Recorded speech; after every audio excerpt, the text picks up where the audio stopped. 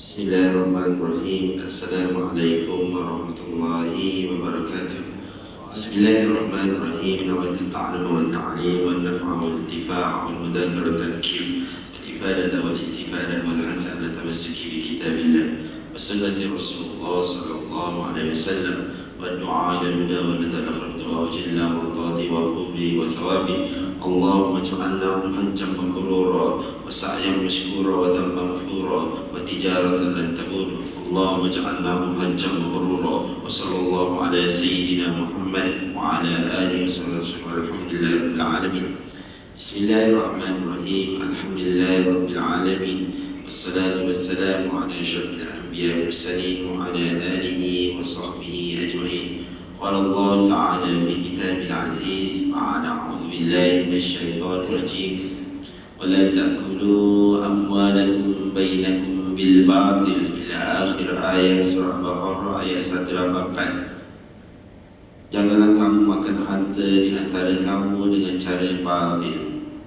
Qala Nabi sallallahu alaihi wasallam, ta'allamul fara'id wa'allimuha fa innaha nisful 'ilm wa huwa yusa wa syai'un yanzi'u min ummati. Maksudnya pelajarilah ilmu fara'id dan ajarkanlah pada orang lain, sesungguhnya ia adalah setengah daripada ilmu dan suatu ilmu yang akan mula-mula dicabut daripada umatku. Alhamdulillah, insyaAllah subhanahu wa ta'ala bersama kita bina i'tikaf jaga di bulan i'tikaf. Alhamdulillah, rasanya kitab kita buku surat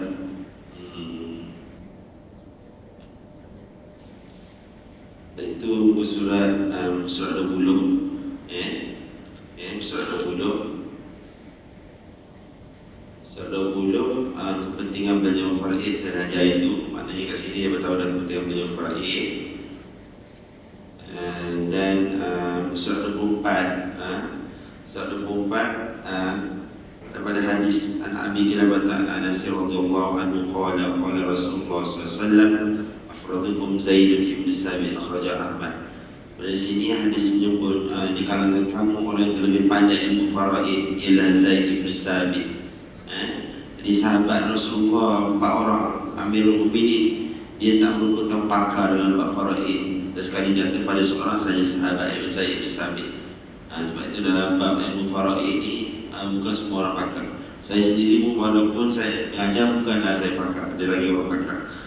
Ingat masa belajar dulu di Kelantan, 40 orang belajar dalam kelas saya. Saya seorang je boleh belajar kira-kira, yang lain tak boleh. Dia tak ingat, susah. Sebab ilmu ni tak semua orang dapat. Jadi macam semalam tu saya jumpa ada seorang, dia kata, oh susahlah bila nak cari ustaz bab faraid dengan bab muamalah. Sebab benda-benda tu apabila belajar agama satu lagi kena mahir bab matematik satu. Jadi memang susah sikit lah. Jadi kadang-kadang orang matematik pun tak tentu lagi belajar bab faraid ni boleh pergi ke tak. Sebab ilmu yang Allah tak beri pada semua. Tapi tak apa, belajar sikit-sikit. Yang bab kira-kira tu saya tak risau. Saya risau bab hukum saja. Kita belajar bab hukum insyaAllah. Okay. Dan khususnya buku surat 25, karena kita juga datang, dia adalah penentuan daripada Allah Subhanahu wa ta'ala. Satu-satunya ilmu yang Allah ceritakan dalam Al-Quran satu persatu. Bagaimana anak lelaki dapat, mana lagi anak perempuan dapat, macam mana ayah dapat, macam mana ibu dapat. Tak berarti solat. Maksud solat Allah ceritakan aqimus solat. Macam tu je Allah cerita. Allah tak cerita macam mana solat. Allah suruh belajar dengan Rasulullah SAW. Tetapi bagaimana membawakan dalam ilmu faraid ini Allah ceritakan. Suami dapat 1/2 kalau tak ada anak. Kalau ada anak 1/4. Isteri dapat 1/4 kalau tak ada anak. Kalau tak ada anak 1/8. Satu sebab itu dalam surah An-Nisa ayat 11, ayat 12, satu jurnal ayat ni panjang. Kadang-kadang nak baca nak hafal tu memang panjang.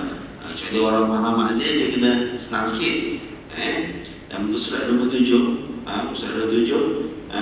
pengarang kitab ni juga datangkan ilmu faraid ini dia berkaitan dengan 4 ilmu dalam bab fiqh. Sebab itu kita belajar dalam bab kita yang wajib kita belajar dalam ilmu ada 3, iaitu iaitu apa dia? Ilmu tauhid, ilmu fiqh dan ilmu tasawuf. Ini adalah 3 kunci ilmu yang wajib anda belajar. Di bawah fiqh pula dia ada 4 cabang. Ni kat muka 27 dulu tak ada. Pertama ilmu ibadah, yang kedua ilmu muamalat, yang ketiga ilmu munakahat, dan yang keempat ilmu jenayah dalam bab fiqh ni. Cuma tu masalahnya kita belajar di masjid-masjid ini ilmu ibadah saja. Bab solat, puasa, zakat, haji, tapi yang masa bab muamalat dah tak belajar. Padahal setiap hari kita buat jual beli. Begitu juga ilmu munakahat, tahu kahwin dia. Lepas tu masa akad nikah dengan ibu sekawin. Lepas tu tak belajar bab-bab dalam tu, bab kahwin semua macam mana. Dan ilmu jenayah, yang dalam situ cerita bab hukum macam mana pemerintah, apa yang perintah perlu buat, apa yang seorang pemerintah Islam perlu buat, apa hukuman yang perlu buat. Ni jarang-jarang, ni memang tak ada negara yang buat lah. Terutama dalam bab hudud, itu adalah hukum Allah Subhanahu Wa Taala. Adakah kita berdosa tak buat hukum hudud? Yang berdosa pemerintah. Kita tukang di bawah, kita hanya menyokong dan kita nak hukum tu. Yang selebihnya hukum Allah Subhanahu Wa Taala. Sebab ada orang masa di Facebook ada seorang dia tanya, dia kata ilmu faraid dia dah tak relevan dah. Lepas tu dia bandingkan. Cuba tengok tu hukum hudud tu, tak ada hukum dia buat, tak ada orang potong tangan. Dia buat banding dengan hukum macam tu. Allahu Rabbi. Ada juga orang pemikiran macam ni.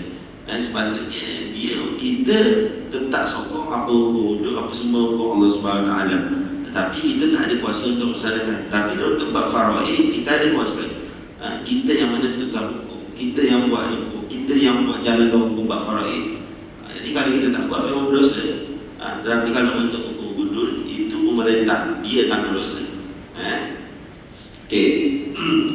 Dari sini pertama dalam kitab ini dia berkaitan dengan ilmu ibadah seperti nazar, badal haji dan zakat. Faraid dia berkaitan dengan badal haji dan zakat. Saya tak tahu sebenarnya cerita dulu. Ada seorang ni jemaah kita, dia tanya saya, Ustaz, ibu saya bernazar sebelum meninggal dunia, dia bernazar nak pergi umrah. Kemudian dia meninggal dunia sebelum itu tunaikan nazar dia. Adakah wajib waris dia tunaikan nazarnya? Jawapannya wajib. Buat umrah badal. Buat umrah badal macam sekarang. Macam sekarang musim apa sekarang ni? Musim badal haji. Walaupun saya kata dulu dalam kuliah saya sebelum ni, jaga-jaga dan hati-hati yang buat sindiket badal haji, akan jadi bedal haji. Bedal haji pun ada juga. Jadi badal haji ni hati-hati. Pun begitu ada syarikat yang buat badal haji, cuma ada kena hati-hati lah untuk buat badal haji ni. Sebab ada yang sedikit, kalau bawah 3,000 tu memang tak percaya lah. Dia ada cek betul-betul. Antara paling simple yang anda minta tiket dia lah. Kalau dia buat badal haji, dia minta tiket dia. Pertama tengok dia daftar tamu haji ke tak. Lepas tu tengok tiket penerbangan dia pergi, minta tiket penerbangan. Itu lepas tu yang lain serah pada Allah kan. Sebab itu antara benda yang saya beritahu dulu kan, apabila berlakunya kematian seseorang itu mati, dia akan meninggalkan hutang. Apa hutang? 3 jenis hutang, iaitu berkaitan dengan puasa, zakat dan haji. Dan kita baru lepas bulan Ramadan baru ni. Sebab tu saya kata, jika si mati ada meninggal pada bulan Ramadan dan dia memang tak berpuasa pada bulan Ramadan, kita bayarkan fidyah untuk dia. Ataupun dia tak lanat puasa bulan Ramadan baru ni, kita bayarkan fidyah. Macam saya satu kes di Simpang Barat Kajang, meninggal dunia pada 17 Ramadan. Meninggal dunia pada 17 Ramadan. Tapi orang tu hebat, meninggal dunia 17 Ramadan, lepas tu meninggal pula dalam keadaan tengah sujud. Allah Rabbi. Hebat dia. Antara orang yang datang kuliah saya kat Aliyah, duduk tepi dinding. Kalau duduk tepi dinding, hati-hati. Adalah. Jadi maknanya walaupun dia tu macam dia tu pun tak ada harta lah. Maknanya selama kita jadi dia tak ada harta. Tak ada harta pun meninggalkan harta juga. Dia tinggalkan rumah sebiji dan meninggalkan motor sebiji. Duit tunai tak ada, duit kat bank-bank tak ada. Tu hebat. Tapi dia tak berkahwin lah, dia tak ada anak semua. Ada setengah orang ni, ada 2 minggu lepas jumpa saya. Ustaz, saya nak jumpa Ustaz boleh? Kenapa? Saya nak bincang sikit Ustaz pasal sangka pergi jumpa dia, sampai kedai mamam. Dia kata, Ustaz saya tak ada harta. Saya kata dalam hati, tak ada harta, buat apa panggil aku? Tak ada. Masalah tak ada harta. Orang tak ada harta duduk tepi jalan dia tak ada harta. Tapi masalah tak ada harta panggil saya. Lepas tu bila saya kata duduk sekejap, kenapa ni? Saya nak pergi haji Ustaz. Begitulah orang Medan. Bila nak pergi haji bawa ingat-ingat nak bab pusaka. Jadi dia panggil saya, kenapa? Saya nak pergi haji Ustaz. Tapi saya ada 2 rumah yang masih dalam pinjaman. Ada 2 buah kereta dah habis bayar, 1 kereta masih belum habis bayar, ada ASP. Saya kata nanti tadi kata tak ada harta. Lepas tu ada banyak pula harta dia. Tak tahu apa dia kefahaman dia daripada harta tu. Jadi masalah orang kita ni masalah tu lah. Dia konon-kononnya tak nak belajar bab faraid dan dia macam nak lari-lari. Jadi faham tak? Jadi itulah masalah orang kita ni. Dia tak faham apa harta, tak tahu. Tapi itu saya tak tahu lah apa. Kadang-kadang orang kita ni, sebab tu saya mengajar di masjid. Macam semalam tu saya mengajar di PJ di belah Taman Datuk Hormat. Kadang-kadang sedih. Ada Taman Datuk Hormat tu, imam duduk dengan saya kan. Dah pernah belajar faraid dah sudah 7 kali dah. Dia kematian isteri dia lebih kurang 3 bulan yang lepas, bulan Ramadan. Tapi sampai sekarang tak buat pusaka lagi isteri dia. Isteri dia ada 2 rumah, ada 1 kereta, tapi belum buat pusaka. Tak tahu dah sedih lama sangat, tak tahu. Masalahnya apa nak berkampung tak tahu. Yang tu yang dah belajar dengan saya. Bayangkan orang yang tak pernah belajar buat faraid, tak tahu apa benda yang nak tunggu sangat. Lepas tu saya tanya, dia kata masa saya jumpa itu, dah sedang pusaka. Bila lagi dah Ustaz? Bila lagi tu sebab apa? Tapi bila lagi tu tapi tak apa Ustaz, keluarga yang ni semua okey. Lepas tu saya tanya, ibu ni ada tak ibu dia? Mana dia ada tak ibu kepada isteri dia? Dia kata ada lagi Ustaz hidup, tapi ibunya okey. Ya okey. Memanglah okey. Bila bahagian ibu, berarti ibu dia meninggal dunia, tak okey lah. Jatuh kepada anak-anak kejap lagi. Faham ke tak? Bahagian ibu tu 1/6 jatuh kepada anak-anak dia pula, nanti macam mana? Asal waris sikit, lepas tu jadi makin banyak. Macam kes abang, saya dah cerita dulu kan. Kes abang dia ada isteri dan dia ada anak lelaki dan dia ada ibu. 3 orang saja waris dia bila dia meninggal. Tetapi apabila pusaka dia lambat selesai, ibu dia meninggal dunia. Dah faham Ibu dia meninggal dunia. Ibu dia dapat 1/6 daripada harta abang. Bahagian ibunya 1/6 akan jatuh kepada anak-anaknya. Bila jatuh pada anak-anaknya, maksudnya adik-beradik si mati. Adik-beradik si mati, apa nama, putih hitam kan? Dia dapat harta. Bila dapat harta, orang netizen kata, apa ni ambil harta, saya pun ambil harta anak saudara apa. Orang tak faham faraid.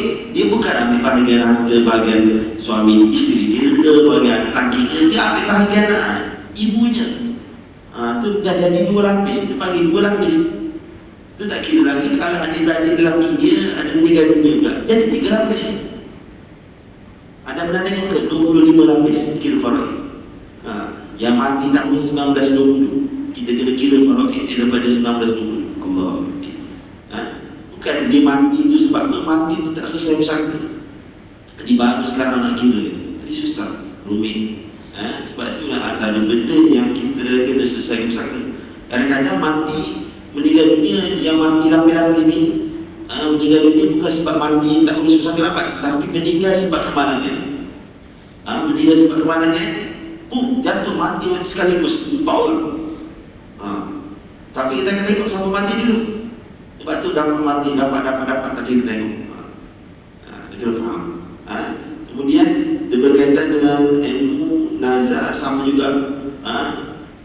Contoh macam orang buat korban sekarang ni. Orang buat korban, siapa yang masuk korban? Dia masuk korban dan dia bayar korban. Baru ada seorang di Putrajaya tanya saya, dalam pembawa ni dah lama dah, tanya, Ustaz, kalau saya masuk korban, sekarang saya bayar korban Ustaz. Bila saya bayar korban, nanti kalau saya meninggal dunia, adakah jadi harta pusaka? Oh, saya pun tak terfikir. Sebab Ustaz kata harta pusaka ialah harta yang ditinggalkan si mati sebelum semati dia dunia. Oh, benar saya tanya lah Ustaz saya yang lagi tanya. Ia akan jadi pusaka. Jadi hati-hati masjid. Jika orang yang ada ahli-ahli yang ambil korban itu tiba meninggal dunia sebelum korban dilaksanakan, anda kena cari warisnya, minta mereka halalkan. Kalau tidak, anda ambil korban harta pusaka. Saya baru tahu. Jadi benda-benda macam ni kita anggap benda remeh, tetapi ia rumit punya. Okey. Kemudian ada soalan tanya, mic ada, bagus ada mic baru. Naik ke depan. Okey, berkaitan juga dengan ilmu muamalah, untuk itu riba dan hutang. Ini yang saya cakap ni. Harta yang haram tidak boleh dijadikan pusaka. Harta yang datang daripada riba tak boleh dijadikan pusaka. Itu hati-hati Sila. Assalamualaikum. Pasal korban tadi. Dekat macam tak. Pasal korban tadi. Ya. Kalau kita nak bagi korban, kita kena akad dan sebagainya lah. Saya wakil. Dia kata saya serahkan ini sebagai korban bagi diri saya tahun ini. Sekian banyak. Dia ambil daging itu tak ada masalah lah. Dan sekawan orang yang terima, saya terima. Orang yang uruskan itu dah terima macam dah ada akad lah. Ya. Jadi kalau dari segi hukum jual beli, hukum jual beli, kan pada orang yang terima. Jadi dah pagi lah. Jadi macam mana lah dikatakan harta tu harta dia lagi? Maksudnya orang tak terima. Itu saya nak beritahu. Okey, betul tu. Dah akad jual beli bagus. Tapi masalahnya kejap lagi daging tu sampai ke tuan dia. Kalau dia buat lain tu tak boleh. Kalau dia tak ambil, okey, alhamdulillah. Takut keluarganya ambil. Dia macam kes macam kita ambil korban nazar. Korban nazar, kalau kita ambil korban nazar, kita tak boleh makan korban tu. Kita kena faham hukum siapa yang buat korban nazar, dia tak boleh makan satu pun daging yang dia nazarkan. Itu hukum. Okey, macam sekarang ni kita buat korban tu korban sunat. Macam tadi betul, kita dah akad. Tapi betul akad ada setengah orang dia bagi duit tapi dia nak daging tu. Jadi bila dapat balik daging tu, dia jadi harta pusaka. Kalau memang dia jual beli, dah akad dia lepas. Okey, alhamdulillah. Itu saya kata hati-hati. Hati-hati dalam bab ni lah. Bab korban ni lah hati-hati. Kalau memang tak ambil, okey. Sebab memang serang-serung akad dia beli kan. Okey. Sebab selalunya kita kan ambil 1/3 daripada korban yang kita buat. Okey, jelas Terima kasih. Bagus bagi pencerahan. Okey. Kemudian berkaitan dengan nikah dan talak. Apabila meninggal dunia, apabila orang ini contohnya kahwin, aku nikah dengan kawan ni, baru sehari je akad nikah, meninggal dunia. Walaupun sehari ke sejam ke, bila meninggal dunia disebabkan perkahwinan tadi, perkahwinan itu dia dapat harta pusaka. Walaupun kahwin sekejap. Tu kadang-kadang ada seorang tu, dia kata, Ustaz, saya ni dah kahwin dengan suami saya dah lama. Isteri kedua tu baru kahwin seminggu, tapi dapat harta pusaka sama rata. Sebab dia bila meninggal dia ada 2 isteri. Bila ada dengan 2 isteri, bila dia dah ada anak, si mati dia ada anak, dia akan dapat 1/8, dua-dua akan dapat 1/8. Bukan berkongsi, 1/8 2 orang. Maknanya 1/16 lah. 1/16, 1/16. Itu kaedah dia. Dalam bab faraid, maknanya bukan si mati, isteri si mati dia dapat 1/8, 1/8 tak. 1/8 tu dapat 2 orang. Kalau ada 4 orang isteri, 4/4 bagi. Jadi 1/24. 1/32. 1/32, 1/32. Nasib lah. Sebab tu kita punya ada kita punya undang-undang daripada tuntutan harta sepercarian. Dia kaedah dia macam tu. Bernikah walaupun sehari sekalipun, dia terus dapat harta pusaka. Okey. Dan dia berkaitan juga dengan talak. Nanti kita tengok dalam bab talak ni kena hati-hati Sebab apabila meninggal dunia seseorang itu dia berkahwin, kemudian dia talak. Kalau talak 1 ataupun talak 2, dia ada iddah. Dia ada iddah. Talak 3 dah tak ada iddah. Talak 1 dan talak 2 dia ada iddah. Maksudnya dalam tempoh iddah salah seorang meninggal, sama ada suami ataupun isteri, kedua-duanya lalai dapat tersangka. Faham tak ya? Tak faham. Contoh dia berkahwin, saya berkahwin dengan isteri saya, kahwin isteri saya, kemudian saya bercerai dengan isteri saya. Bila saya cerai isteri saya dalam tempoh iddah, isteri kita, laki tak ada iddah, laki boleh je kahwin lain. Kan tak faham lah. Dia pula isteri suami ada iddah. Ia sebab tu dah dapat fiqah ni penting ni. Ada kait sebab tu buat farq dia buka habis. Okey. Jadi tempoh iddah orang perempuan berapa ni? Orang perempuan dia tengok kalau dia tu 3 kali suci. Kalau dia tak ada haid 4 bulan 10 hari. Jadi dalam masa tempoh itu tiba-tiba saya meninggal dunia. Jadi isteri akan dapat juga harta pusaka walaupun dah sudah diceraikan sebab dalam tempoh iddah. Begitu juga kalau isteri itu meninggal dunia, saya pun dapat harta pusaka walaupun saya tak ada tempoh iddah, tapi saya tengok iddah isteri yang diceraikan. Itu kena faham. Sama juga kena faham. Contohnya macam isteri yang belum disetubui. Isteri belum disetubui, dia tak ada tempoh iddah kalau bercerai. Isteri yang tidak disetubui tak ada tempoh iddah. Tapi bila meninggal suami, dia ada tempoh iddah. Tempoh iddah kematian kan? Tempoh iddah kematian. Itu kena faham. Tapi bila bercerai, dia tak dapat harta pusaka lah sebab dia tak ada tempoh iddah. Tapi kalau dia tidak diceraikan, bila isteri itu dia tak bersetubuh lagi, saya tak bersetubuh lagi isteri saya, kemudian meninggal isteri tadi, dia dapat harta pusaka saya, tapi dia ada tempoh iddah. Asal hukum dia tak ada tempoh iddah sebab dia belum disetubui. Ini banyak belajar ni, dikatakan belajar bermunakahat ni. Kalau tak pernah belajar bermunakahat ni penting. Apa dia ustaz cakap ni? Sebab tu kena belajar bermunakahat ni banyak okey. Dan berkaitan juga dengan ilmu pembunuhan. Sebab dalam satu hukum dalam bab faraid, pembunuhan yang tidak sengaja pun tidak layak dapat tersangka. Dalam mazhab kita Imam Syafi'i, pembunuhan tidak sengaja pun tidak layak dapat tersangka. Sebab itu anda ingat masa bulan Ramadan, masa PKP dulu, mufti wilayah pernah keluarkan fatwa haram balik kampung. Orang suka, orang ketawa kan. Dia tak tahu. Bila meninggal, bila di balik kampung, contohnya dia bawa apa? COVID-19. Lepas tu meninggal ayahnya disebabkan COVID-19 dia bawa tu, dia tak layak dapat tersangka. Walaupun dia bukan bunuh ayah dia. Sebab itu ada cerita sahabat, waktu tu dia gali lubang, keesokan paginya ayahnya lalu, ada lempuk jatuh dalam lubang tadi. Lubang tadi yang anak dia buat tadi bukan anak dia nak bunuh ayah dia, tetapi disebabkan lubang yang dia buat tadi, ayah dia jatuh dalam lubang tadi, mati ayah dia tak layak dapat harta pusaka. Walaupun dari sudut undang-undang dunia dia tak bunuh ayah dia, tetapi disebabkan kecuaian dia tak tutup lubang tadi, ayahnya mati disebabkan lubang dia buat tadi. Dia tak layak dapat harta pusaka. Begitu juga yang bawa kereta, ayahnya sebelah. Kereta tak pernah servis ke, ataupun ke tayar ni ada rosak ke apa kan, tak pernah tengok tayar. Bawa kereta kemalangan. Bila kemalangan, ayahnya di sebelah meninggal dunia. Dia hidup, dia pun sama juga tak layak dapat harta pusaka sebab telah membunuh ayahnya secara tidak sengaja. Dia tak berdosa, tapi dalam hukum faraid dia tak dapat harta pusaka. Ini kena hati-hati. Walaupun dari sudut undang-undang dapat ia je. Dia tak tahu yang kaya dia tak kotak dia tak cek. Kesalahan dia tak dapat. Masuk dia membunuh bapak dia.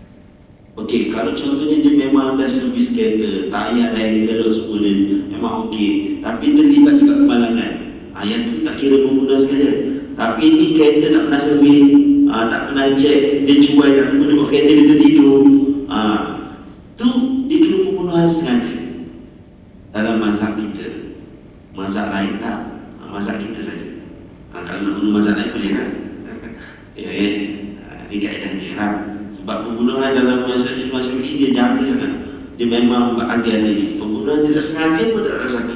Habis itu Ustaz, dari sudut undang-undang kita orang dapat harta pusaka Ustaz sebab kami tak bunuh. Okey, itu dari sudut undang-undang. Kalau anda seorang yang cermat, maknanya anda jaga kau hukum ni, anda tak ambil atas pusaka tu. Contohnya macam kes ni, saya ada dapat kes di tempat saya lah, Pulau Meranti. Ada seorang jumpa saya lepas sembahyang Jumaat, lepas saya tazkir Jumaat, ada seorang jumpa saya, Ustaz, jadi ayah saya ni dah meninggal dunia Ustaz. Jadi ayah saya dia sebab datuk saya masih hidup. Jadi lepas ayah saya meninggal dunia, sebulan lepas tu datuk saya meninggal dunia. Jadi bila silap ayah saya meninggal dunia selepas datuk. Datuk pusaka tak sesuai, maknanya ayah saya ni layak dapat datuk pusaka datuk. Sekali lagi saya ulang Jadi datuk saya meninggal dunia tahun 2000.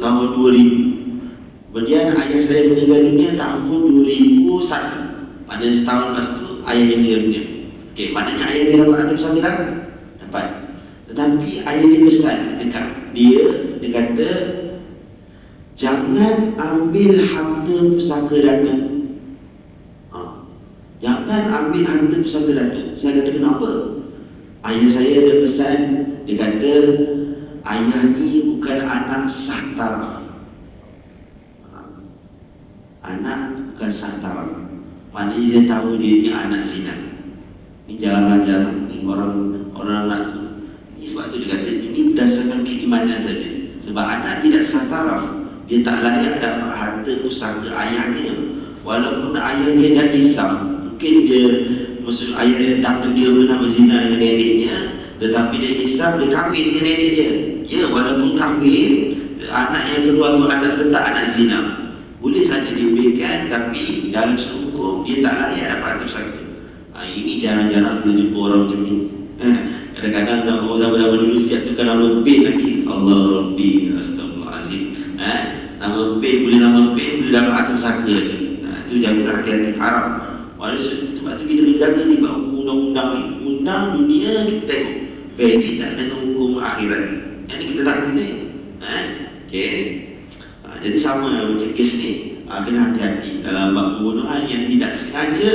Kita kena tengok kalau kita penyebab kematian, kita tak layak dapat pusaka. Walaupun dari sudut undang-undang kita layak dapat pusaka, kita tak boleh ambil lagi. Okay.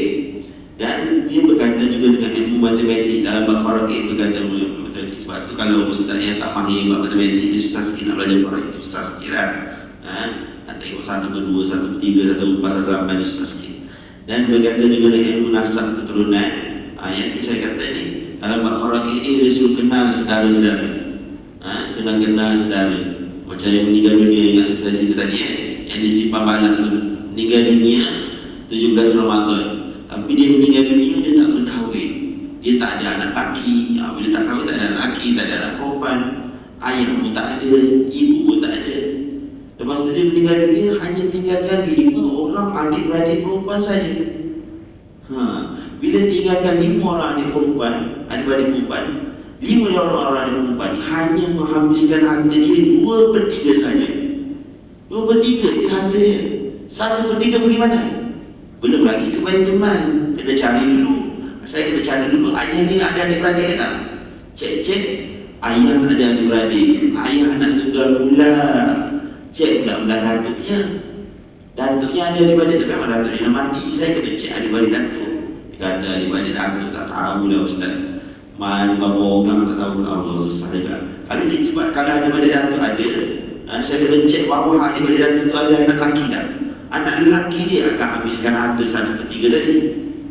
Tengok sampai macam tu sekali dalam bab faraid. Sebab tu kena tahu ilmu nasab keturunan, kena tahu tak. Sebab tu kita kena, sebab tu saya bila kita ni sebelum meninggal dunia kita dah cek faraid kita. Semalam saya lepas sebelum di biji ada seorang jumpa saya. Dia nak jumpa saya tentang buat pusaka. Ustaz, saya dah siap perancangan. Saya tak pernah jumpa orang buat macam tu. 5 muka surat dia buat. Dia siap. Muka surat pertama dia cerita harta apa dia ada. Muka surat kedua faraid dia. Muka surat ketiga harta dia nak bagi ke siapa, harta dia apa dia buat siap. Saya tengok komplit dia. Maknanya dia tak umur dia 27 tahun. Dia kejam dia tak ingat. Saya kata hebat dia. Saya pun tak buat lagi macam tu. Dia dah siap-siap. Tabung haji sambung nama apa siap. Lepas tu harta dia ada berapa, rumah ni nak bagi kat siapa, rumah ni nak hibah kat siapa. Tapi dia tak buat proper lagi. Tapi okey, 6 ke sudah dia buat. Siapa dah buat? Siapa dah buat? Dia bagus dia. Padahal dia, tapi dia tu lah, dia ada anak perempuan je, anak perempuan dia 2 orang. Tak kisah dia ada anak perempuan ke anak lelaki, maknanya dia dah siap memudahkan, siap tu dia melumpin siap-siap dalam dia tu. Hebat dia. Dia tulis nombor akaun, jadi senang bila waris dia berikan dia dah siap kertas tu. Saya kata hebat dia. Semalam pukul 12 agak jumpa. Dia kata macam mana nampak, dia kata okey, dia settle kata. Maknanya dia tu ada kesusahan. Dan dia cakap, itulah orang dia kata, saya dah lama dah belajar bab faraid ni, tapi saya tak tahu nak belajar ke mana. Betul. Dengan Ustaz Segera Jemaah tu baru saya cari Ustaz. Jadi dia ada kesedaran lama dah. Tapi dia pun sama. Dia kata orang Melayu kita ni tak faham bab ni. Memang pun orang kita tak main benda ni, dia anggap benda biasa. Padahal benda inilah yang semua orang terlibat ni. Dan mesti akan melalui proses ni.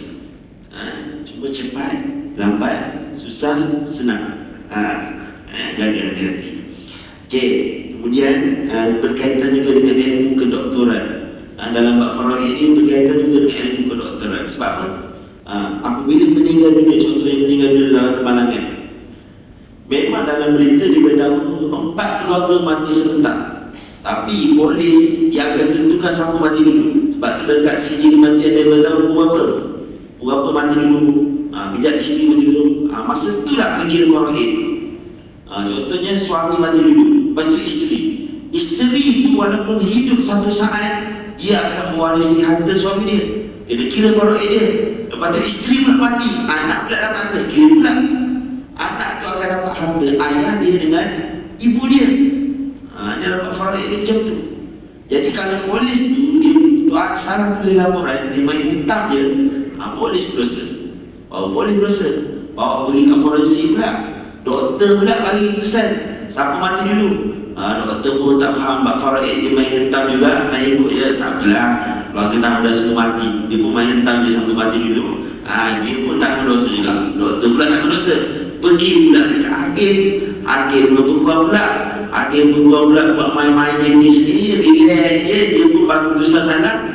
Dia pun bagi keputusan salah, tak main tak ikut je laporan, dia pun berdosa juga. Nanti orang kira faraid, orang dalam faraid, dia pun berdosa juga. Nampak tak? Berapa peringkat kena? Polis daripada doktor, lepas tu naik ke atas peguam mahkamah. Jangan main-main. Jangan main-main bab faraid. Habis tu masalah semua doktor. Dan berkaitan juga dengan ilmu perundangan tu sakit. Jadi salah satunya jika kita ada harta berdaftar seperti rumah, kereta, tanah, bank, dia akan berkait dengan urusan pusaka. Berkaitan dengan urusan pusaka. Maknanya semua orang kalau ada 4 aset ni, rumah, kereta, tanah dan bank, anda tak akan terlepas daripada hukuman, maknanya bab undang-undang dalam negara. Kalau tidak tak selesai. Tak selesai sebab tak tukar nama milik. Nama milik orang hidup dia jadi pusaka lagi. Bila tukar nama milik orang hidup, ia bukan lagi pusaka. Itu pun kena faham juga. Ni kadang-kadang ada orang jumpa saya, Ustaz, boleh tak saya ni dapat pusaka ayah saya? Boleh tak saya nak bagi duit pusaka ayah saya ni pada isteri saya? Kalau dah dapat pada anda, bukan bagi harta pusaka dah, harta anda. Kita kena faham. Ni guna juga harta pusaka. Harta pusaka ni harta milik si mati. Bila pindah kepada orang hidup, ia bukan lagi harta pusaka. Silakan anda gunalah. Faham tak? Itu istilah diguna. Ni kadang-kadang guna istilah harta pusaka, rumah pusaka. Rumah pusaka kalau nama milik si mati. Kalau tukar pada nama orang hidup, dah jadi nama milik orang hidup. Nama siapa? Nama anak-anak. Itu kena faham. Sebab bila nama pusaka, ia wajib faraid. Itu saja konsepnya. Dan seterusnya berkaitan dengan ilmu-ilmu lain juga lah. Tak ada ilmu lain, contohnya dalam bab faraid ini, dia ada nama. Anak, cucu, cicit, pion, hondeng-hondeng, dia ada istilah dia. Naik ke atas pula sama juga. Datuk, nenek, pion, apa dia panggil istilah dia. Okey, ada soalan? Ustaz. Ya, silakan. Harta yang dalam bentuk saham. Boleh saham dia. Bila dikira, Ha? pada tempoh bila dia kira selepas kematian? Hari itu juga terkira. Tak, kalau harta bursa saham ni berubah tiap-tiap hari lah. Ya. Ya. Lepas tu dia meninggal. Meninggal terus atau sakit? Selalunya orang tak tahu 2-3 hari lepas tu Ustaz. Tak, dia CJ kematian keluar lambat. Tetapi kita akan kira selepas kematian. Pada tarikh meninggal. Ya. Dia apa-apa tetap kira akan meninggal. Macam contoh macam duit dekat bank pun. Duit dekat bank dia akan belok bila pendaftaran nak bayar tahu lambat juga, 2-3 hari juga. Tapi kita kira waktu meninggal tu dah kira pesaka dah. Tapi harga dia berubah ni Ustaz. Dalam 2 minggu dia dah berubah lagi. Kena tengok tarikh yang waktu meninggal. Kita dah kena hati-hati. Maksudnya bila meninggal dia jual. Siapa jual? Kalau orang tu meninggal je, saham dia semua jual ke apa? Sampai itu kan jual. Itulah. Orang tu dah meninggal. Yalah, sampai itu kan jalan ke tu. Katakanlah dia punya agent ke reminder. Tak kisahlah. Tak. Maknanya kita akan tengok yang terakhir lah hari meninggal dia. Agent dia pun tak kisahlah. Agent dia jalan pun tak kisah. Kita akan kira lepas dia meninggal.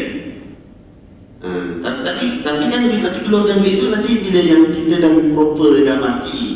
Contohnya tak kira lah waktu untuk meninggal berdua, duit yang ada je. Faham tak? Contohnya dia lepas 2 minggu baru daftar meninggal. Tapi duit yang ada tu banyak tu je lah. Faham Nanti tak kisah nak waktu tu berjalan juga saham dia jalan lah. Tapi bila dah daftar ataupun dah keluarkan duit tu, ataupun duit datang pula lepas tu duit kemudian datang lepas tu, duit tu nak kira hantar bersama juga kan? Sebab duit itu hantar sebelum meninggal dunia. Okey, boleh? Sila. Kalau tambahan, kalau saham ASB bila semadi meninggal dah maka Ya. dividen belum diisytiharkan, dividen kan tidak. Dividen pun sama hantar bersama. Sebab dia sebelum meninggal dunia kan dividen tu akan dapat kan? Cuma Tadi belum dapat dividen. Dividen belum diisytiharkan. Yelah, tapi dividen tu atas nama milik dia kan? Ya. Hantar bersama. Dia macam ni, saya beritahu macam rumah sewa bila kita meninggal dunia, rumah sewa jalan lagi tak? Ya, lepas mati pun rumah sewa jalan kan? Tapi saya kata dulu hantu pusaka yang datang sebelum meninggal dunia. Habis tu Ustaz, rumah sewa yang datang lepas tu, adakah dikira hantu pusaka? Jawapan dia dikira sebab rumah itu masih milik si mati. Bila rumah itu sudah bertukar pada nama orang hidup, ia bukan lagi pusaka. Okey, faham tak? Konsepnya jika ia disandar kepada milik semati. Contoh macam ni pula ada orang kan, contoh macam ni juga. Orang tu bayar hutang 10 tahun ayah kita dah meninggal dunia, tiba-tiba orang datang bayar hutang. Duit tu datang lepas 10 tahun. Tapi orang tu hutang kita dengan ayah kita dah lama, tapi baru bayar lepas 10 tahun. Adakah dikira faraid? Ya, simple saja. Jelas? Okey, soalan bagus. Soalan-soalan macam ni dia cabut. Maknanya ada faham tu. Saya risau kalau kuliah tak ada soalan. Kalau kuliah tak ada soalan, risau kepada saya ni, faham ke, tak faham ke? Sebab kalau kuliah faraid ni, dia mesti tanya soalan. Sama ada anda saya dulu kejap lagi, saya kena tahan. Ataupun anda tanya dalam ni. Anda tanya dalam ni, orang lain dapat pahala, faham. Tapi kadang-kadang nak tanya susah kan, tak apa, nak kena orang. Bismillahirrahmanirrahim. Sekali lagi saya ulang carta faraid yang anda kena faham. Dalam bab faraid, pertama ke bumi. Anda kebumikan si mati. Ke bumi pun guna kos. Kalau anda tak ambil khairat kematian, guna kos. Kalau anda ambil khairat kematian, alhamdulillah, tak perlu guna langsung. Sebab tu saya sarankan pada semua jemaah, tolonglah ambil khairat kematian. Khairat kematian. Dan anda faham khairat kematian ni penting. Pertama penting, yang kedua dapat pahala, yang ketiga senang, yang keempat murah. Sini RM50 kan? 30. 30 murah lagi. Tempat saya RM50, sini murah lagi. Sebab tu saya kata, apa alasan nak tak ambil khairat kematian? Dan pastikan anda dah ambil, anak-anak anda pun ambil. Orang muda-muda mana tahu? Tempat saya yang paling daftar yang paling muda, umur 30 tahun. Jadi anda tolong dakwah kepada anak-anak anda yang umur 29, 28, 27. Sebab dia bukan daftar semua kan. Yang dah berkahwin semua daftar sendiri kan. Yang umur sampai umur 8, sampai jumpa saya 18. Kesini sampai umur 20. Keluarga saya. Ha? Satu rumah. Ya. Tak, contohnya memang dia tak berkahwin, umur 29 mungkin juga. Untung betul. Saya pergi rumah tempat majlis saya sampai 19 tahun je, kecuali anak perempuan.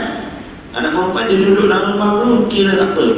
Tapi kalau anak lelaki walaupun duduk dalam rumah tu umur 19 tahun, 20 tahun kena ambil sendiri. Tu ada setengah-setengah masjid dia kata, "Ustaz, boleh tak saya nak bayarkan khairat pusaka untuk anak saya?" Amboi, sampai bila anak tak tahu buat khairat pusaka je? Oh, anak dah umur 30 lebih dia nak tolong bayarkan lagi. Tu masalah orang kita, sampai bila nak ajar anak-anak belum macam ni? Faham tak? Tak diajar, tak tahu. Jadi tolong ajar anak-anak kita buat khairat kematian. Apa pula bila kita tahu buat khairat kematian ni, anak-anak kita pun dia pun bersedia. Oh, ni buat mati. Bayar RM20 satu tahun, satu keluarga. Bila meninggal dunia tak payah bayar dah. Urusan hukum jenazah tak payah. Tak payah cari orang, telefon je orang masjid, dia akan uruskan A sampai Z. Daripada bumi, kafan, semayang, selesai semua. Alhamdulillah. Apa lagi nak? Apa lagi nak? Kita alhamdulillah di Selangor ni kita ada package macam ni. Ini khairat kematian. Sambil kita carut dapat pahala. Saya dah bayar lebih kurang 10 tahun. Sila. Sekarang ni dah menjadi kebiasaan. Kalau kita ahli operasi ke apa-apa, dia dah bagi kita pasal kematian, dapat apa ni? Khairat kematian. Kematian. Kita terima operasi. Jadi kita punya masjid pun ada. Jadi bila masjid dah selesai, mereka buat jadi harta pusaka atau tidak? Okey. Jadi faham khairat kematian di masjid ni penting buat. Sebab apa? Dia nak urus jenazah. Tapi kalau kita ambil khairat kematian di tempat kerja tu, kan? Yang tu dia tak urus jenazah, kita dapat duit pampasan. Okey. Soalan dia tadi, adakah duit-duit khairat yang kita dapat dekat luar tu dikira harta pusaka? Saya dah ajar dulu.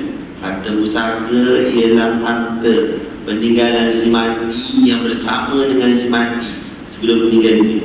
Tetapi duit yang datang, harta yang datang selepas kematian, ia tidak dikira harta pusaka. Macam mana? Bukan. Jawapan dia?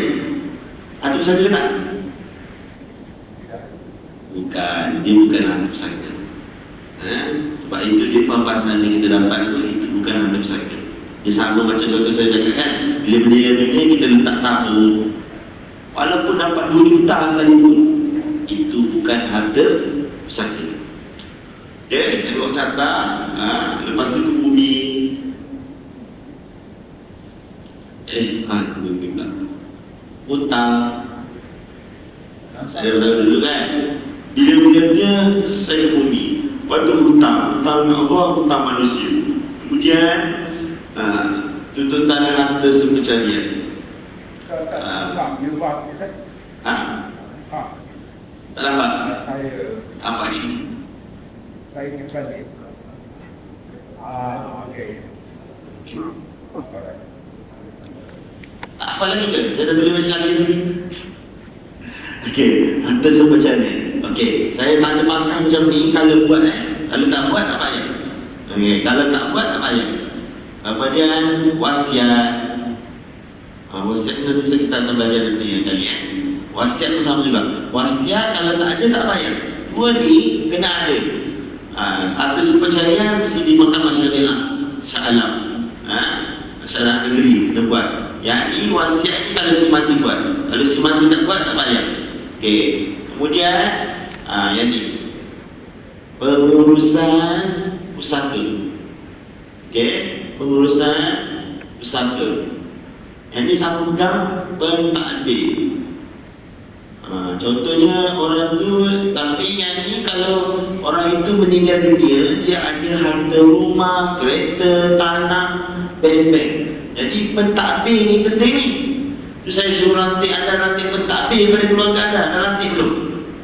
Wasi kita panggil wasi ataupun pentadbir. Kita mesti lantik pada keluarga kita.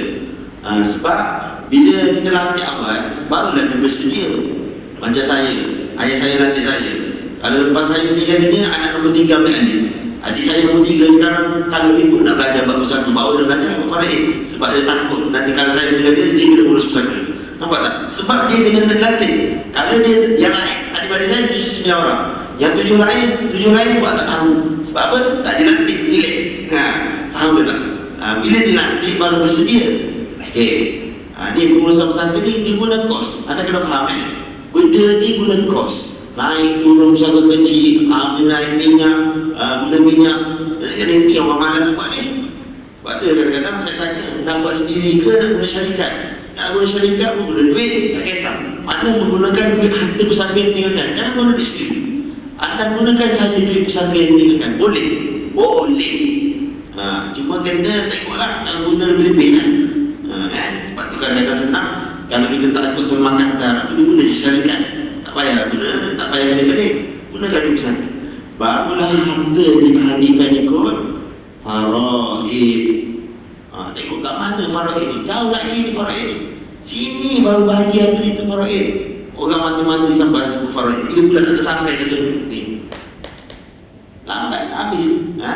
Dah bagi faraid, barulah nak pilih. Sama ada nak pilih muafakat, nak bagi harta sama rata, ataupun takharruj.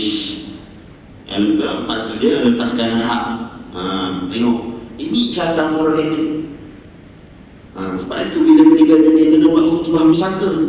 Khutbah pusaka Ustaz saya datang cerita ni sampai ni bawah ni. Ni tak pernah bagi Ustaz pun dah tengok selesai dah pusaka. Tak tahu macam mana dia buat dah. Allahu Rabbi. Nampak tak? Sebab tu saya kata penting sangat untuk khutbah pusaka. Tambah pula keluarga semua tak faham bab faraid. Macam mana nak selesai, mana nak buat dulu.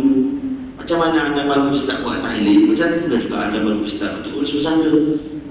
Penting. Ni dia belajar faraid ni je. Habis dah belajar faraid. Tak payah panggil guru selesai kuliah kan.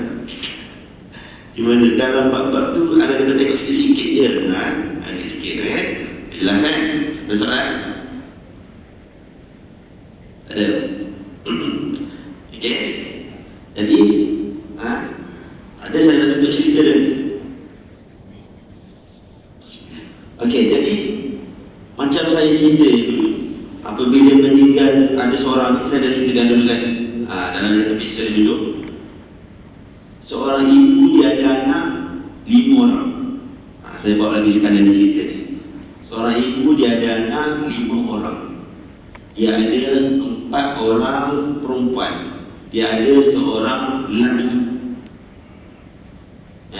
Jadi orang perempuan ni kalau buat apa? Bak harta barang kemas ni memang satu berebut. Semalam pun saya bercerita pasal barang kemas pun sama. Kata orang perempuan ni kalau satu biji emas ni pun berebut juga. Macam ada satu tempat saya tu, bak pusaka dia panggil saya, Ustaz barang kemas ni macam mana Ustaz? Kena bagi pusaka kan? Tapi Ustaz bila meninggal dunia barang kemas mula hilang. Tak tahu siapa yang beli. Cari orang saya kata cari anak perempuan je. Kau full tak ada anak perempuan. Jadi kalau anak perempuan habis semuanya hukumnya haram. Walaupun lelaki tak pakai, itu namanya harta pusaka. Ada setengah tu kira-kira contohnya dekat 30 kilo tak barang emas. Tiba-tiba nak bagi faraid, dah bagi faraid seorang-seorang dapat berapa, dah bagi. Kemudian tanyalah siapa nak beli barang emas ni. Anak perempuan tak mahu beli pun. Dan sekali anak lelaki beli. Bila anak lelaki beli, anak-anak perempuan pergi berisik kat abang lelaki ni. Abang, saya nak beli barang emas kat abang, tapi saya tak ada duit, nak bayar sikit-sikit. Nak juga. Nampak tak? Itu memang masalah berlaku. Itu muncul ikut faraid. Jadi barang emas ni jadi, ibu ni pun dia bagi barang emas dia daripada dia ada apa tadi? 4 anak perempuan, seorang anak lelaki. Dia bagi pada menantu seorang ni. Pada menantu seorang perempuan kan, pun bagi menantu perempuan. Kemudian setahun lepas tu dia meninggal dunia. Okey, soalan yang pertama, lantai yang sudah dibeli pada menantu tadi milik siapa? Milik menantu ke milik ibu tadi? Milik menantu lah kan, dah pakai, dah hibah dah pakai setahun. Tak ada orang bagi pinjam. Dia ada pergi bagi rantai pada isteri, cakap abang bagi pinjam dia rantai dia tahu. Ataupun bagi hadiah jam ke ayah anda. Ayah, saya bagi pinjam dia ke ayah, tapi saya tak pernah dengar. Kalau kita bagi terus. Sebab itu bila meninggal dunia, kadang-kadang ada bila-bila dunia, anak-anak pergi ambil balik barang-barang dia bagi pada ayah dia. Dulu kan, bila bagi peti ais dia ambil balik semua. Apa hukumnya? Haram. Sebab sudah jadi milik ayah. Bagi pada ayah, itu milik ayah. Begitu juga tadi, macam kes tadi.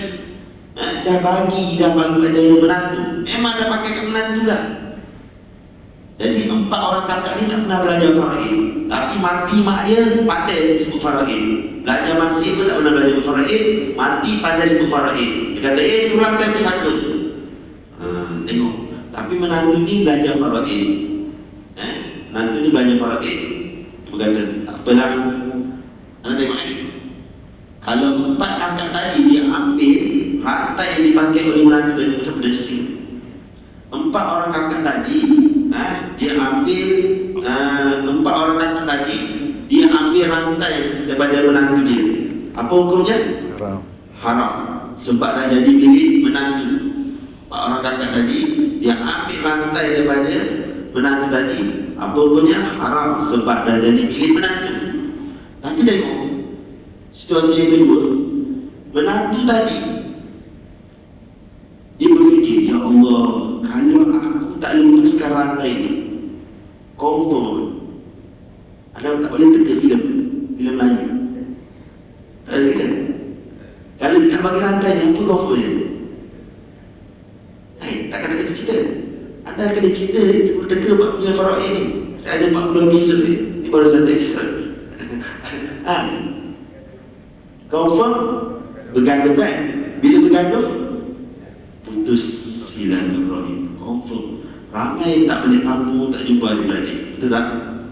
Bila tak balik kampung, tak jumpa adik-adik, orang yang memutuskan silaturahim tak bau syurga, tak masuk syurga, rezeki dia sempit. Orang yang bersambungkan silaturahim, hidup dia bahagia, rezeki bertambah. Nak jadi kaya, hubungkan silaturahim. Ini ubat silaturahim. Jangan main-main dia. Silaturahim besar pahala, besar rezeki. Ada dalam hadis pun disebut, siapa yang sambung silaturahim, rezeki banyak, insya-Allah. Lepas tu tengok ni, tengok menantu tadi, dia sanggup lepaskan rantai tadi sebab dia kata, ya Allah, kalau aku pertahankan rantai ini, confirm mesti bergaduh.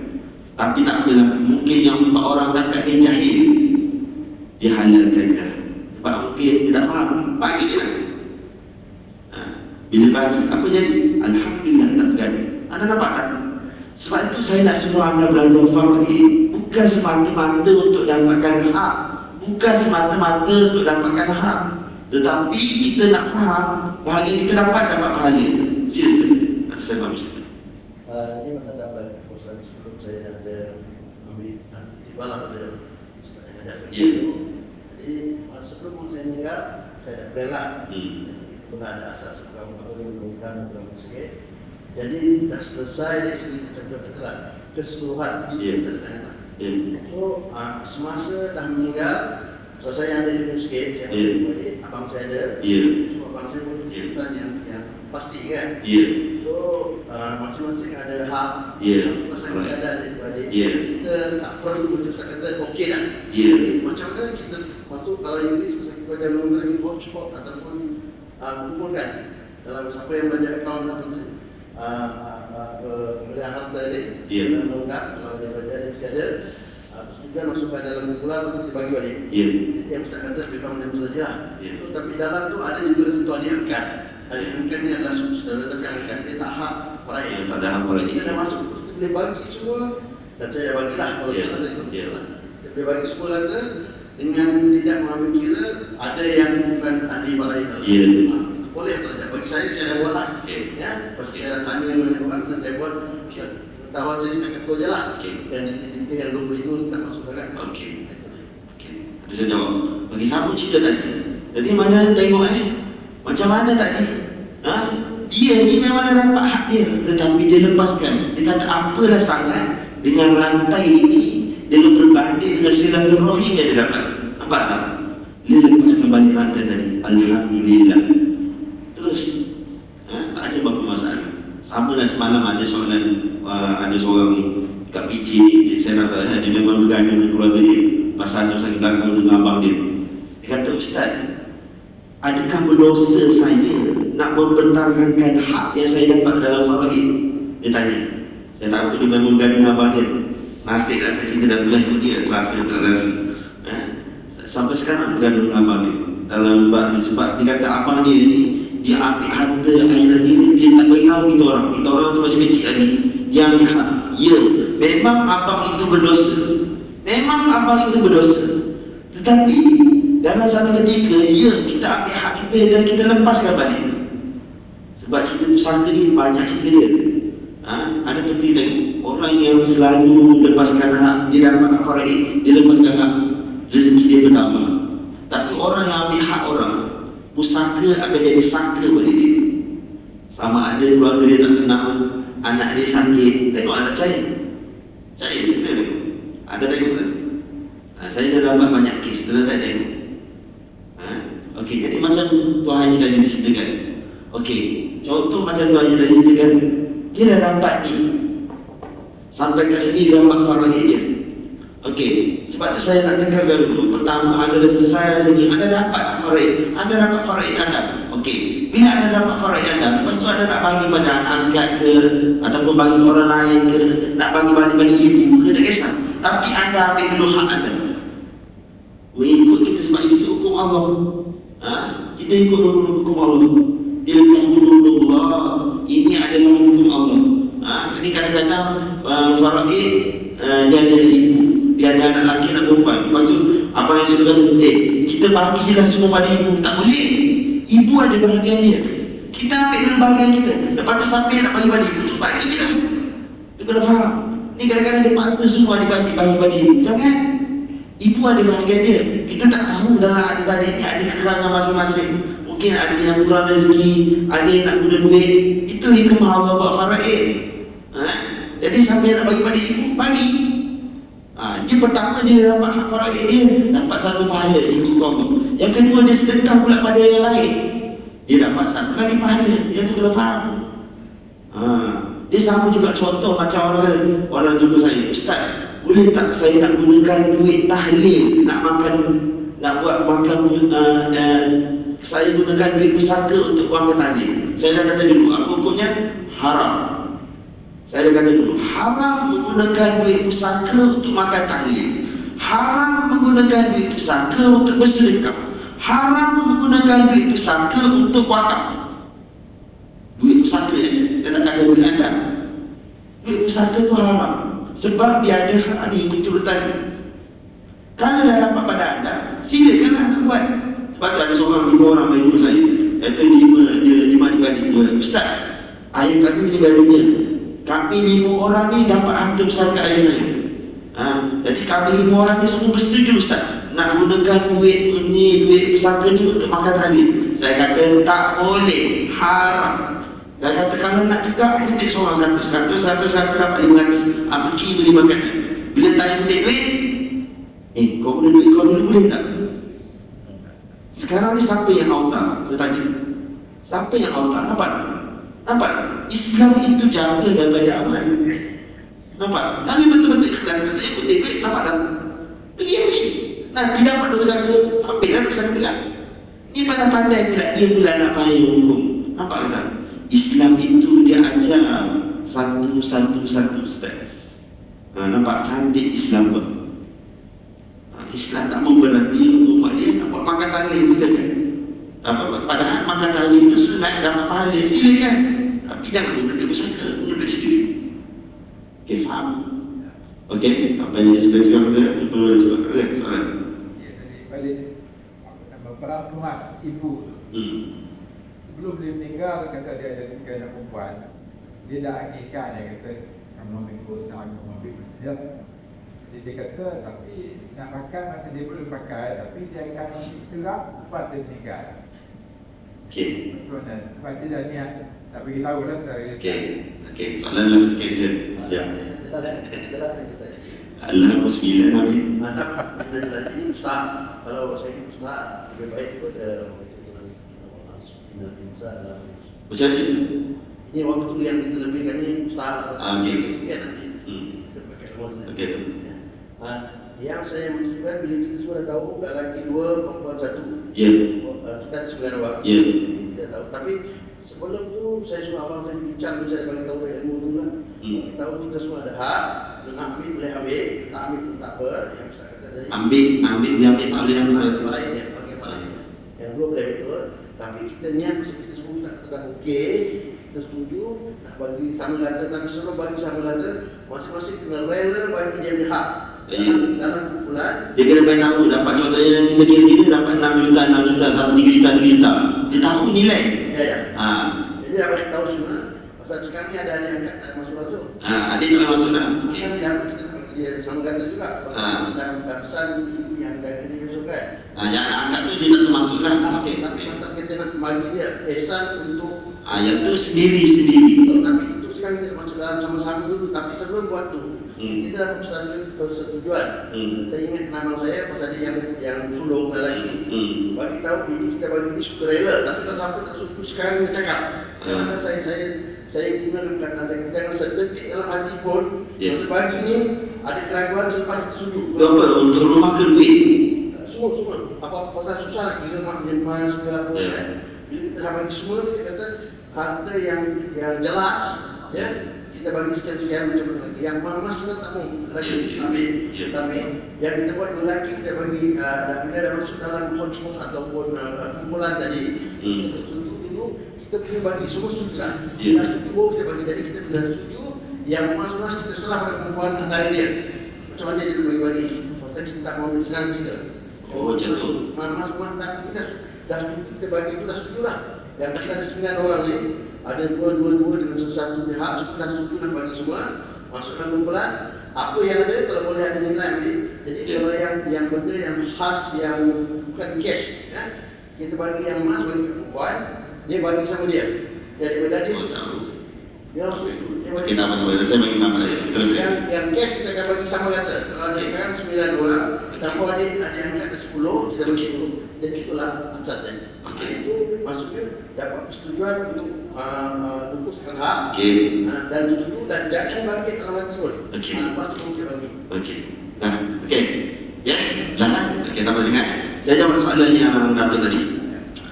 Yang ni ada soalan tanya dekat saya tu. Dia contoh dia ada emas. Tapi sebelum dia mak kata jadi. Oh, terasa sikit. Sebelum mak meninggal dunia, mak kata nanti barang kemas tu sama nak guna. Lepas tu letak balik. Macam tu kat ni kan. Boleh ke tak? Jawapan dia tak boleh. Sebab bila meninggal dunia, barang kemas itu sudah jadi harta pusaka. Kalau mak tu nak buat macam tu, dia kena wakaf. Dia guna sebelum meninggal. Yelah, sebelum meninggal lah. Lepas meninggal dia kata okey, yang ini ambil bahagian ni, yang ini ambil bahagian ni. Kita panggil apa tu? Kita panggil apa tu? Baik kemas. Tak. Istilah kita panggil apa? Kalau bagi tahu sebelum meninggal, lepas meninggal dia panggil apa? Ibah apa? Wasiat lah. Dia cakap sebelum meninggal, tapi laksana lepas meninggal, kita bagi wasiat. Wasiat pada ahli waris sah ke tak? Tak sah. Jadi tempatan. Okey, jelas? Okey, jangan benda-benda. Lepas tu saya suruh anda faham dulu, apakah yang dinamakan hibah, apa makna wasiat, apa makna pusaka. Simple saja. Saya sebab datang datang macam ni. Okey, jelas tak? Jawab soalan. Okey. Tengok macam Haji tanya soalan tadi. Okey, soalan ni bagus, tapi dia macam pressure keluarga. Sebab pressure macam soalan suruh bagi sama rata. Saya tak nak macam tu. Yang tu salah. Pertama, ada barang kemas tadi. Barang kemas tadi kena nilai harta. Nilai berapa nilai? Nilai barang kemas tu berapa? Contohnya barang kemas tu harga berapa? 30K. Okey, kemudian faraidkan. Faraidkan, kemudian berapa anak lelaki dapat, berapa anak perempuan dapat dengan nilai harga dia. Satu-satu. Dia kena buat satu-satu. Jangan langsam. Duit tunai dah kira bagi terus. Anda jangan cakap kita bagi je terus semata. Tak, bagi je. Bagi, ikut faraid. Anda tak payah benar-benar. Duit ada, kira faraid, bagi. Nanti kalau dia orang nak bersedekah, nak bagi pada anak angkat, itu dia bagi sendiri. Kita tengok. Waktu tu kita tengok ikhlas tak? Sebab kejap lagi ada yang tak bagi. Betul tak? Betul tak saya cakap? Kalau anda cakap kejap lagi kita bagi, tu kejap lagi ada macam terpaksa. Walaupun anda kata no, semua rumah tu sebab cadangan baik kan, kejap lagi aku seorang dia cakap kan, macam bimbing aku ni. Ada faham tak ayat saya? Okay, faham tak? Jangan. Kalau buat duit, anda bagi je. Anda tak payah pening-pening. Dalam faraid senang, tak nanti kira dan betul bagi je, bagi. Yang ni wajib. Saya kata wajib bagi. Dia nak bagi kat belakang, itu dia punya masalah. Cuma kita bagi macam mana? Siapa nak bagi pada angkat, bagikan, silakan. Bagi, silakan. Amin. Okey. Untuk rumah boleh bagi cara macam tu. Untuk aset macam rumah dan tanah, saya setuju macam tu. Sebab aset rumah ni kita sayang, tak akan lagi pecah-pecah. Tapi kena faham juga, kalau ada orang nak faraid, terpaksa jual ataupun seorang beli, bagi orang lain. Untuk aset, saya suka syaratkan tu. Yang tu bagus untuk aset. Tapi untuk barang kemas, untuk wang tunai, anda bagi je lah. Supaya tak nak bagi seorang tekan. Kemudian dia nak bagi pada belakang, silakan. Dia nak bagi belakang ke, dia nak ikhlas ke, itu lebih terbaik. Itu saya punya pendapat. Dan kita tak nak jaga. Sebab kadang-kadang bila kita cakap macam tu, kan kejap lagi ada seorang musuh dia ni gila harta. Mesti kau lupa dia kata gila harta. Cadangan abang kan baik tu. Kan bagus abang bagi cadangan tu. Kau ni apa? Kena hentam pula, dia tak tahu pasal. Ingat, faraid tentang hak dan tentang hukum. Dan ada hikmah di sebalik belakang. Okay, tak apa, insyaAllah. Soalan tu tak terbuka. Saya pergi kejap lagi pasal boleh dan soalan-soalan lagi, insyaAllah jumpa saya pun insyaAllah bersama, insyaAllah boleh. Okey, kita suratul asr. Bismillahirrahmanirrahim.